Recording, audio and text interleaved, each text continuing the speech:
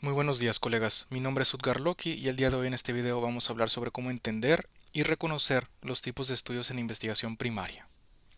Este es nuestro programa para el día de hoy y en primer lugar vamos a ver cómo clasificar los estudios según sus características.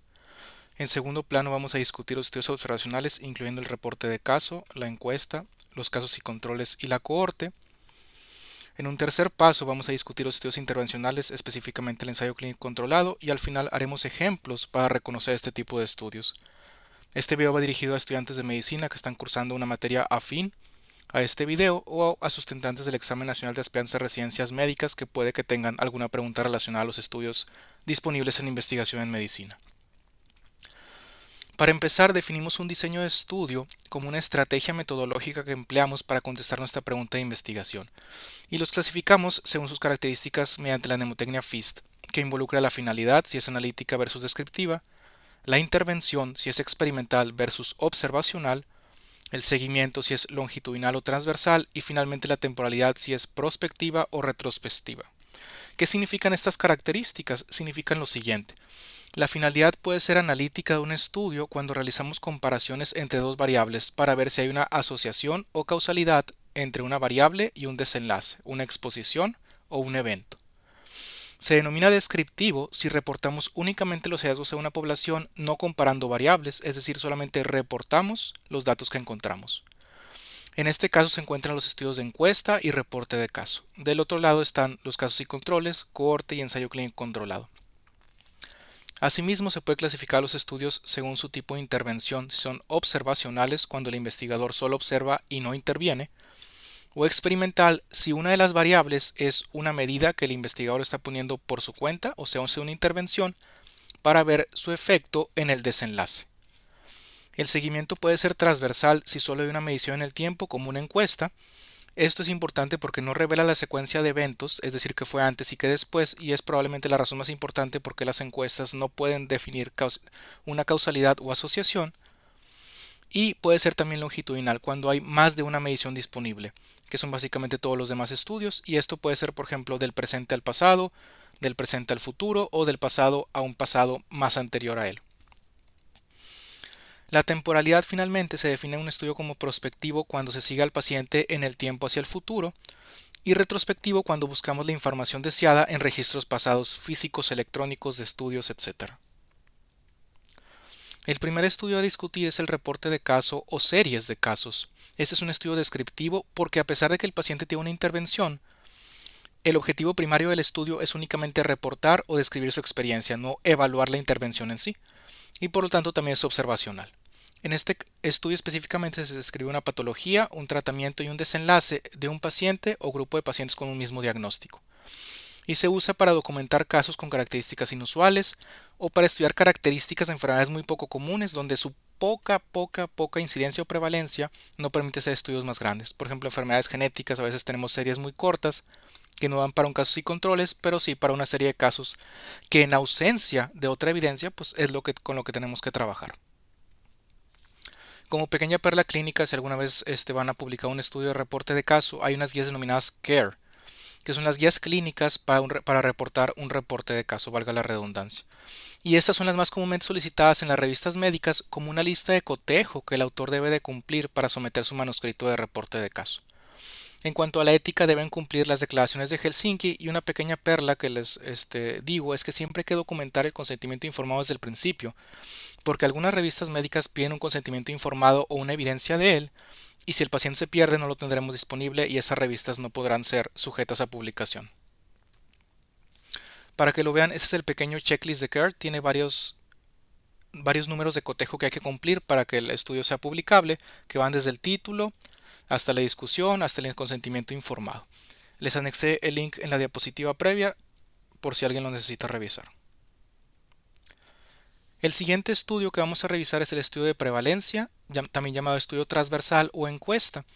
Este estudio es un estudio descriptivo porque solamente reporta los hallazgos, no analiza variables. Es observacional porque no hay intervención y es transversal porque hay una sola medida en el tiempo. Este estudio revisa características de la población en un solo momento determinado mediante diversas metodologías, ya sea en persona, por medicamentos, por formatos en papel impreso o por ejemplo, formatos electrónicos como Google Docs, que se ha vuelto muy popular últimamente. ¿Para qué nos sirven estos estudios? Para generar hipótesis. Si vemos dos entidades que están apareciendo comúnmente juntas en los estudios transversales que hagamos, podemos pensar que existe una asociación, y para probar eso o revisar eso hay que hacer otro estudio. Por eso decimos que puede generar hipótesis, puede darnos ideas sobre qué trabajar. Y asimismo, lo que sí nos permite hacer es conocer la prevalencia de una característica en la población. Que recordemos que la prevalencia es el número total de personas en un grupo específico que tienen cierta enfermedad o característica, que por ejemplo sería un número X de personas son diabéticas por cada X número de habitantes. Es como un porcentaje, por así decirlo. Igual que pues, los estudios de reporte de caso, los estudios de encuesta deben seguir una serie de guías clínicas, que en este caso son las guías determinadas STROBE. Son las guías de reporte no solo para eso, sino para otros estudios observacionales también, y es un acrónimo que significa Strengthening the Reporting of Observational Studies in Epidemiology. Ese es el link si alguien necesita revisarlo, y aplica para cohortes, casos y controles y estudios transversales de encuesta como el que acabamos de revisar. Y similarmente al reporte de caso, los estudios transversales de encuesta deben adherirse a las declaraciones de Helsinki para sus contenidos de ética y trato de pacientes. Las guías Strobe son estas que les muestro en pantalla. No voy a definirlas todas porque son bastante largas, pero están disponibles para si alguien las necesita. Igualmente esto es parte de ello. Y esto también. Y esto también. La cohorte es el siguiente tipo de estudio que vamos a revisar, y en este pequeño fondo de pantalla vemos una cohorte romana, es de donde el estudio toma su nombre. Una cohorte era un grupo de soldados que luchaban juntos, y en este caso lo estamos utilizando como un grupo de personas con una misma exposición o característica. Es un estudio analítico porque aquí sí vamos a comparar variables, es un estudio observacional porque no tiene intervención, es un estudio longitudinal porque tiene más de una medición, que es básicamente presente y futuro, y es prospectivo porque va hacia el futuro. Son estudios de seguimiento, básicamente, donde seguimos al paciente en el tiempo. Hay autores que comentan que puede haber cohortes retrospectivas, prospectivas o ambispectivas, siendo este último revisar datos pasados y futuros. No todos los autores están de acuerdo con esos términos, pero bueno, solamente para que sepan que existan, están aquí puestos en la diapositiva. La cohorte, contrario a la encuesta, tiene la capacidad de medir la incidencia. ¿Por qué? Porque la incidencia es el número de casos nuevos en una población en un periodo de tiempo, y la podemos medir. ¿Por qué? Porque la cohorte revisa la población en el futuro, determinando cuántos casos nuevos aparecen. La perla más importante de la cohorte es que en esta se parte de la exposición, o se hace la característica, y luego el evento, o por así decirlo, enfermedad. Esta es la clave para diferenciarla contra casos y controles, que como vamos a ver a continuación es en ese caso lo opuesto. Y recordemos que la incidencia, para explicar este término, es el número total de personas que desarrollan de nuevo o de novo una enfermedad o un desenlace en un periodo de tiempo. Y podríamos ponerlo como X casos nuevos de diabetes por cada X número de habitantes por cada año, siendo por ejemplo este año un número de tiempo diferente si nosotros lo quisiéramos, pero lo más comúnmente expresado es por año. La utilidad de la cohortes es que sirve para seguir la historia natural de la enfermedad. Esto lo pongo entre comillas porque actualmente ya no dejamos a ningún paciente sin tratamiento, no en prácticamente ningún estudio. Así que más que la historia natural sería la historia de la enfermedad con su tratamiento estándar, ¿no? Porque básicamente no es ético dejar a alguien sin tratamiento en alguna enfermedad donde ya exista un tratamiento. Debido a la capacidad analítica de estos estudios, podemos ver factores causales o asociados a la enfermedad, siendo esto último medido como un riesgo relativo, que es una medida de riesgo entre una exposición y un evento, que discutiremos en videos después. Y también sirve para evaluar factores de riesgo, evaluando causalidad y asociación. ¿Cuáles son las limitaciones de la cohorte? Las limitaciones de la cohorte es que es un estudio muy costoso, que tarda mucho tiempo en su realización, porque recordemos que lo vamos a seguir a futuro, que nos sirve por enfermedades raras, porque es muy difícil que desarrolle la enfermedad en sí, y es posible que agarremos una cohorte y ninguno de la cohorte desarrolle la enfermedad, porque puede haber cambios en el tiempo de la literatura de esa enfermedad, porque pueden cambiar los criterios, etcétera, que pueden alterar la validez del estudio. Y porque como es a futuro puede haber una pérdida importante del seguimiento de los participantes, cosa que también dañaría la validez del estudio. Hay que recordar que similarmente a las encuestas hay una serie de guías para su publicación, que son las guías STROBE que ya mencionamos, y igualmente para sus conceptos de ética y trato de pacientes siguen las declaraciones de Helsinki. Y como perla clínica, recuerden, la cohorte parte de una exposición que por ejemplo puede ser un ejemplo del tabaquismo, realiza un seguimiento al futuro y ve cuántos desarrollaron el evento, que en este caso puede ser el cáncer de pulmón. Aquí también quiero clarificar que la exposición no solo es un factor de riesgo como el tabaco, sino también puede ser una enfermedad como la diabetes. Así, por ejemplo, podemos tener un ejemplo donde la exposición es el tabaco y el evento es la enfermedad que es el cáncer de pulmón, pero también puede haber cohortes donde la exposición es la enfermedad en sí, como la diabetes, y el evento es la complicación de la enfermedad, como puede ser la retinopatía diabética, y ambos de estos estudios sería una cohorte completamente correcta. Los estudios de casos y controles son estudios similares a la cohorte porque son analíticos, observacionales y longitudinales, pero muy importantemente son retrospectivos, es decir, utilizan material del pasado para recopilar su información. Y la diferencia clave aquí es que encontramos o localizamos a pacientes con eventos o enfermedades para el estudio y luego se busca la exposición del factor de riesgo en el pasado, en los expedientes del paciente. En la cohorte recordemos que era al revés. La utilidad es que sirve mucho para enfermedades raras. ¿Por qué? Porque recordemos que vamos a agarrar al paciente enfermo desde el principio. O sea, desde el principio tenemos nuestra máxima N de pacientes enfermos. Similarmente, la cohorte pueden dar causalidad, aunque su nivel de evidencia es menor por algo que discutiremos ahorita.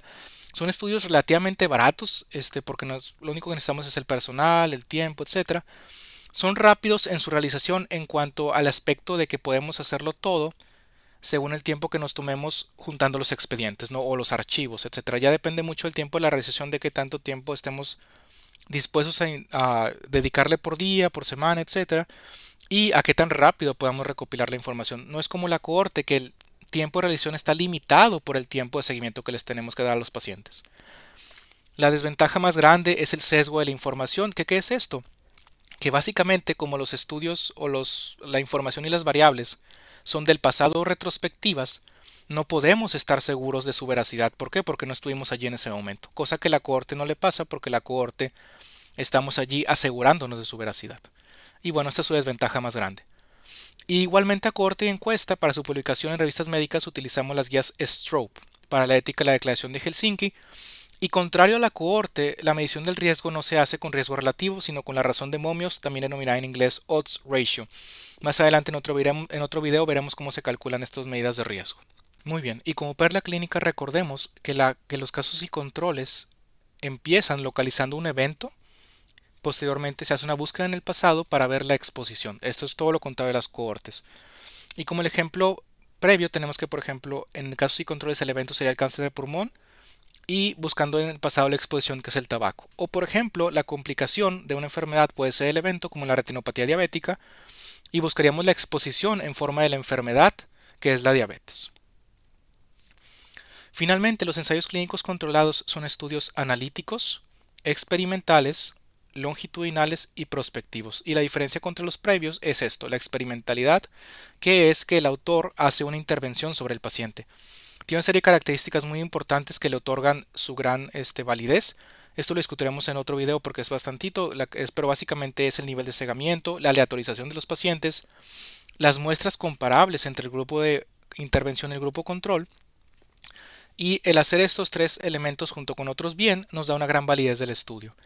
¿Cuáles son los contras del ensayo clínico controlado? Que es un estudio costoso, largo, que tiene problemas con la pérdida y que en ocasiones los tratamientos pueden estar sujetos a consideraciones éticas. Por ejemplo, siempre tenemos que tener, en vez de un placebo, un tratamiento estándar, si es que ya lo hay, estamos probando un tratamiento nuevo, y cosas similares, cosas que deben respetarse debido a diversos lineamientos que voy a explicar a continuación. ¿Cuáles son los pros de los ensayos clínicos controlados? Pues que tiene una alta validez si está hecho toda su metodología correctamente. Por lo mismo, el sesgo es mínimo si esto está hecho correctamente, y que son el estándar de oro para probar que un tratamiento o una intervención modifica un desenlace. Similarmente a lo que hablamos previamente, hay unas guías de reporte en revistas médicas para ensayos clínicos controlados, que en este caso es The Consort Statement, que es una mnemotecnia para Consolidated Standards of Reporting Trials. Y aquí vemos su liga para quien quiera ver lo que tenga curiosidad. La ética, para revisar la ética de los ensayos clínicos controlados, los autores deben apegarse a las buenas prácticas clínicas, en inglés las Good Clinical Practices, que pueden encontrarse cursos gratis para eso en este link que les pongo aquí abajo. Y como una perla clínica para todos los residentes de México, es muy probable que cuando quieran someter un trabajo de investigación como su tesis a un comité de ética, deban tener su certificado de buenas prácticas clínicas. Lo bueno es que el curso es gratuito y está disponible acá abajo. Vamos a ver unos ejemplos para reconocer el tipo de estudio. En este primer título encontramos un retinoblastoma y muy importantemente vemos que el título reporta que es un reporte de caso. Desde allí ya sabemos que lo es, pero vamos a adentrarnos un poco más en el estudio para asegurarnos.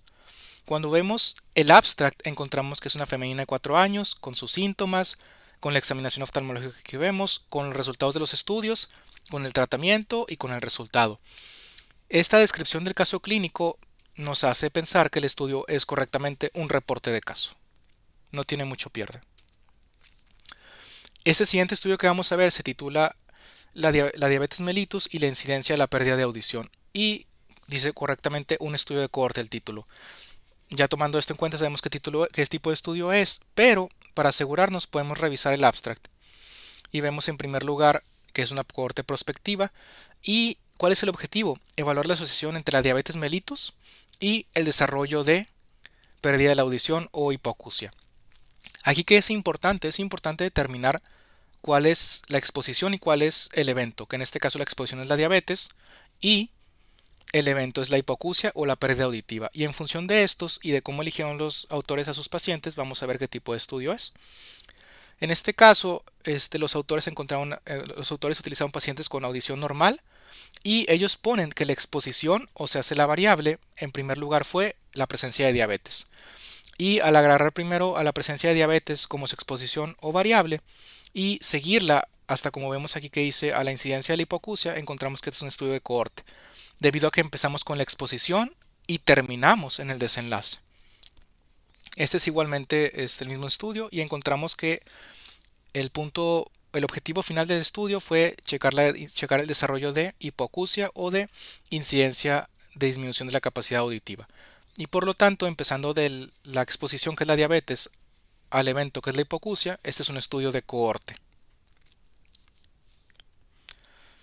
Este estudio siguiente, igualmente el título lo dice, casos y controles. ¿Por qué todos los títulos dicen estos? Porque si recuerdan en las guías que les pusimos de CARE y de STROBE, los estudios en su título deberían decir su diseño para que todos los podamos reconocer fácilmente. Como no siempre es así, nos fijamos en la metodología para asegurarnos y encontramos que los estudios comentan que evaluaron los factores de riesgo asociados con keratocono en un setting de casos y controles, eso también confirma el título, y la metodología nos muestra que agarraron a 202 pacientes con keratocono y 355 controles, y a partir de estos recabaron datos de múltiples variables para buscando factores de riesgo. Esto que nos enseña, que nos comenta, nos muestra que el estudio primero agarró pacientes con la enfermedad o el evento, que en este caso es el keratocono, los comparó contra controles y en su pasado buscó variables de factores de riesgo, es decir, de la exposición. O sea, en este estudio partimos de la enfermedad, que es el keratocono,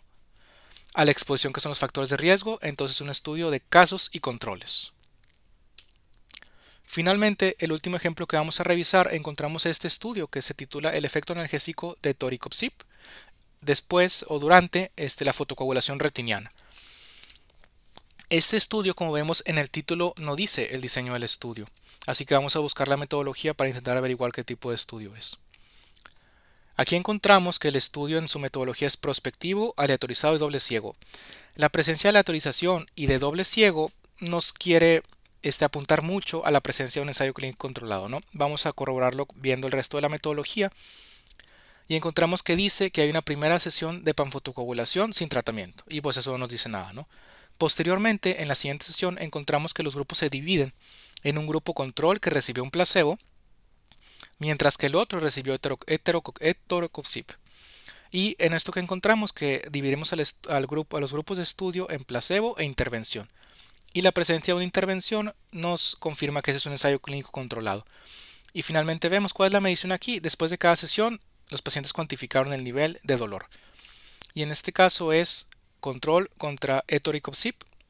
Para ver dolor es un ensayo clínico controlado.